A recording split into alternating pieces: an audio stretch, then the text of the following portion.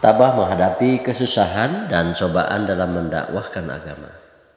Kita bukan saja tidak dapat membayangkan bagaimana kesusahan dan penderitaan Nabi Muhammad SAW dan para sahabatnya dalam menyebarkan agama.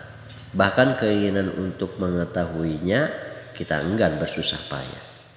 Kisah kehidupan mereka telah banyak ditulis dalam kitab-kitab sejarah, namun sangat jauh untuk diamalkan dalam kehidupan. Bahkan kita sangat malas untuk sekadar mengetahui bagaimana kisah kehidupan mereka.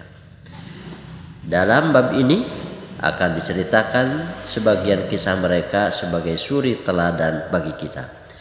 Kisah-kisah tersebut akan diawali dengan kisah Rasulullah SAW. Semoga dengan mengisahkannya akan menjadi sebab keberkahan.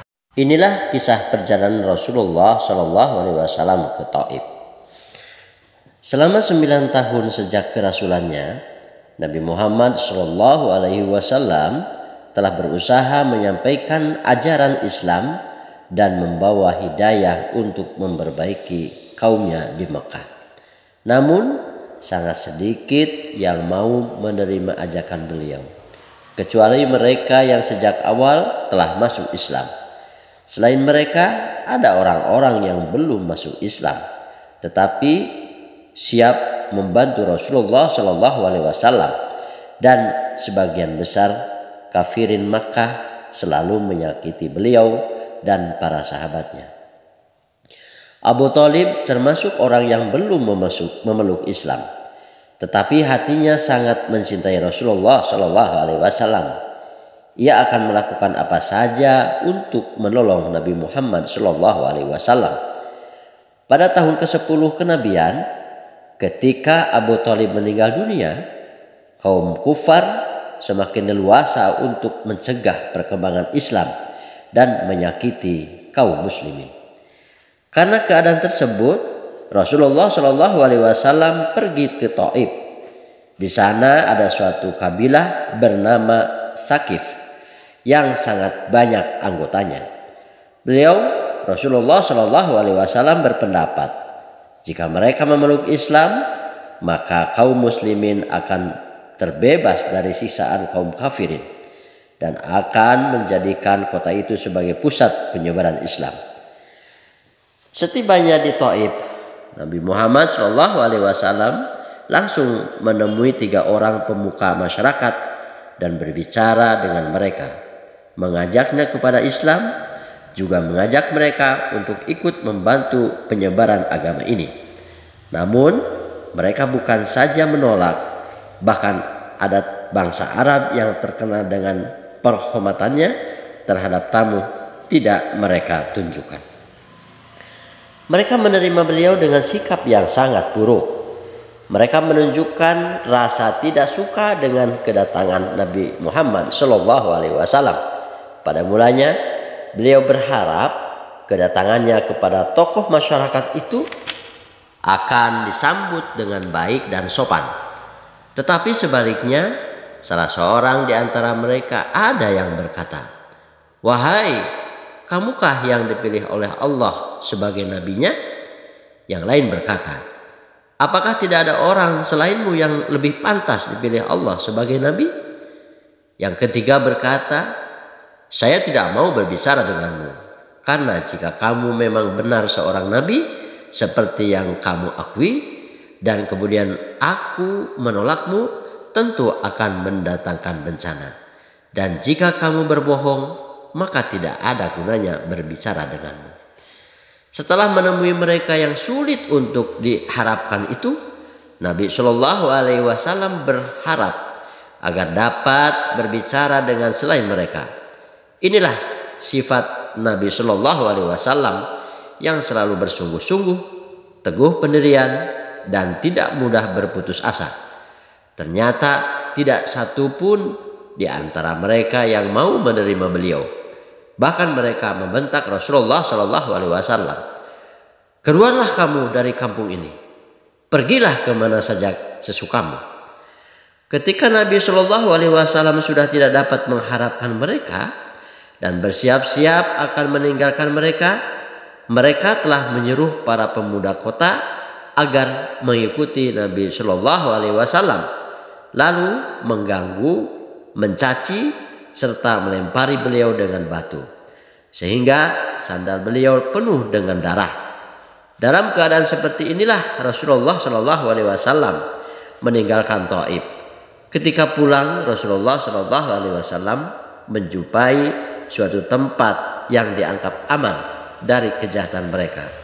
Beliau Shallallahu Alaihi Wasallam berdoa kepada Allah Subhanahu Wa Taala, "Ya Allah, aku mengadukan kepadamu kelemahan, kekuatanku, dan sedikitnya daya upayaku pada pandangan manusia. Wahai yang maha rahim dari sekalian rahimin, engkaulah Tuhannya orang-orang yang merasa lemah, dan engkaulah Tuhanku. Kepada siapakah engkau serahkan diriku? Kepada musuh yang akan menguasaiku, atau kepada keluargaku yang engkau berikan segala urusanku? Tiada suatu keberatan asalkan tetap dalam ridhamu. Afiatmu lebih berharga bagiku. Aku berlindung kepadamu dengan nur wajahmu yang menyinari segala kegelapan dan yang membaguskan urusan dunia dan akhirat. Dari turunnya murkamu atasku atau turunnya azabmu atasku, kepada engkaulah kuadukan keadaanku hingga engkau ridho. Tiada daya dan upaya melainkan denganmu." Demikian sedih doa Nabi Muhammad SAW, sehingga Jibril alaihissalam datang memberi salam kepada beliau dan berkata, "Allah Subhanahu Wa Taala telah mendengar perbincanganmu dengan kaummu, dan Allah juga mendengar jawaban mereka, dan Dia telah mengutus kepadamu malaikat penjaga gunung agar siap melaksanakan apapun perintahmu kepadanya." Malaikat itu pun datang dan memberi salam kepada Nabi Shallallahu Alaihi Wasallam seraya berkata, "Apapun yang engkau perintahkan akan kulaksanakan. Bila engkau suka, akan kubenturkan kedua gunung di samping kota ini, sehingga siapapun yang tinggal di antara keduanya akan mati terhimpit. Jika tidak, apapun hukuman yang engkau inginkan, aku siap melaksanakannya."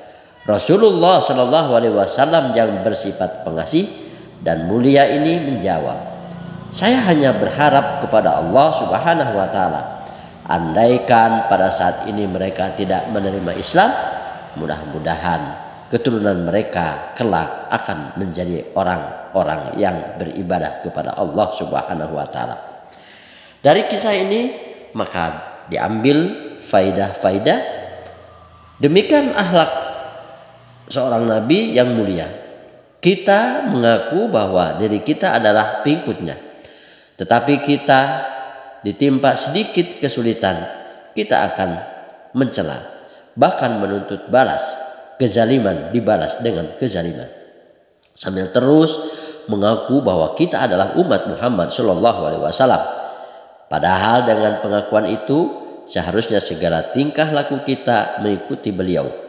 Nabi Shallallahu Alaihi Wasallam jika mendapat kesulitan dari orang lain tidak pernah mendoakan keburukan, juga tidak pernah ingin menuntut balas. Demikian kajian Islam ini disampaikan dengan menukil sebuah buku himpunan Fadilah Amal karya Maulana Muhammad Zakaria Al-Kandahlawi radhiyallahu an.